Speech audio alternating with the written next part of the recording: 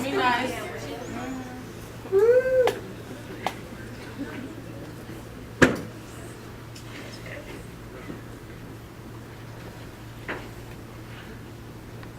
My demon is making herself comfortable at the foot of my bed, at the base of my brain, with legs swinging like a toddler whose seat is too tall for her.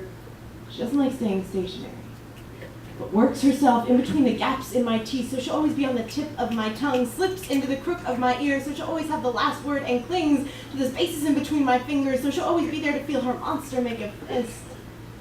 They say that the most terrifying wolves are those clad in sheep's clothing. Because you never expect violence from one of your own. I wonder what it is that I am wearing. Whether or not it does its job well enough to hide my true colors, there is a fire screaming in the pit of my stomach constantly. Sometimes it consumes only itself, leaving me ashes to try and burst in self-confidence from. It's hard to put your life back together with paper-thin pieces that have already been through the inferno once before. Hard to take a flying leap into happiness only to be choked up on your own lifeline. And I haven't lived 2 decades yet. But every time life flies by my window, I grab onto it, trying to pull it down to earth, storing bits of it under my fingernails, so that when it's ripped away from me, I'll have enough scraps left to build some hope out of. Sometimes the fire burns out of control. Popping embers out of the inferno, my anger has burned a lot of people before. It's stronger than any emotion I've yet to kindle and seductive in its power. I've never felt as alive as when I'm screaming myself to death. There are dents all over the walls of my bedroom.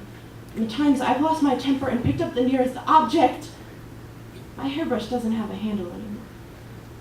But I still use it as a reminder of what the anger in my hands can do. Each line a fissure from every time I've fractured the demon is a back and forth roller coaster from the highest highs to the lowest lows.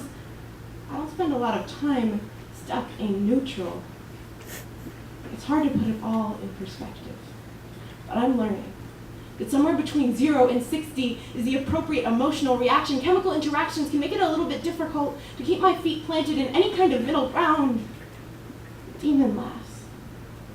As I try to overcome chemical programming, I'd get rid of her, but she's been written into the double helixes of my DNA, as if she's scribbled into every aspect of my being. Something about her scrawled in the way that I write my name, as if she's the one pulling pen across paper.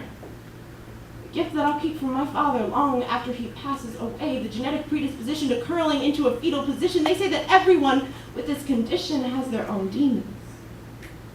Mine prefers to run hot rather than cold. She likes to flip fear inside out until I'm closer to seeing red than I ever am to seeing straight. She makes me a monster. And everyone else a survivor or a casualty, and I've lost track of the body count. It doesn't matter. You never see us coming. Anyway.